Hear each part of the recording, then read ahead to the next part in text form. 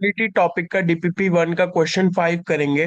तो क्वेश्चन है, offices in Kolkata are open for 5 days in a week, Monday to Friday. Two employees of an office remain absent for 1 day in the same particular week. Find the probability that they remain absent on। तो तीन part है। पहला the same day, दूसरा consecutive day, तीसरा different days. तो अपने पहले sample space लिखते हैं। तो मान लेते हैं पहला एम्प्लॉय मंडे को एब्सेंट था, तो उसके कॉरेस्पॉन्डिंग दूसरा एम्प्लॉय मंडे टू फ्राइडे में कोई भी दिन एब्सेंट हो सकता है।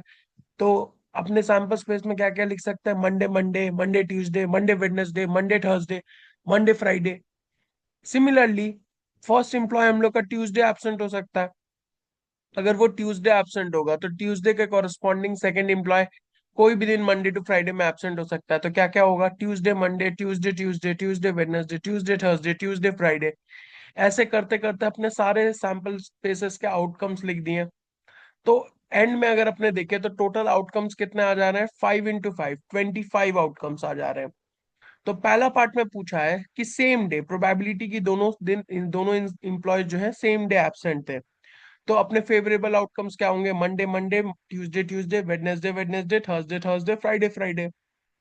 तो फेवरेबल आउटकम्स कितने हो गए? 5। तो प्रोबेबिलिटी की दोनों सेम डे एब्सेंट है कितने होंगे? 5/25, 1/5।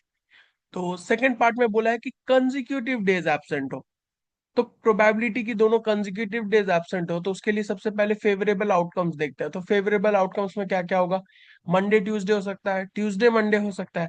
अब मंडे ट्यूसडे और ट्यूसडे मंडे अलग है, क्यों? मंडे माने फर्स्ट एम्प्लॉय एब्सेंट रहा, ट्यूसडे सेकंड एम्प्लॉय, और ट्यूसडे मंडे का मतलब फर्स्ट एम्प्लॉय ट्यूसडे को एब्सेंट है, सेकंड एम्प्लॉय मंडे को। तो Monday Tuesday, Tuesday Monday, Tuesday Wednesday, Wednesday Tuesday, Wednesday Thursday, Thursday Wednesday, Thursday Friday, Friday Thursday. तो ऐसे करते अपने आउटकम्स लिख दिया। तो अपने टोटल फेवरेबल आउटकम्स कितने आ रहे हैं? 8। तो प्रोबेबिलिटी की दोनों कंजिक्यूटिव डे एब्सेंट है कितने होंगे? 8/25। फिर थर्ड पार्ट में मांगा है प्रोबेबिलिटी की दोनों डिफरेंट डेज एब्सेंट हो।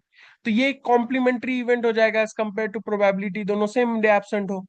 तो 1 - प्रोबेबिलिटी सेम डे दोनों एब्सेंट है लिख सकते हैं, क्योंकि टोटल प्रोबेबिलिटी 1 होगा।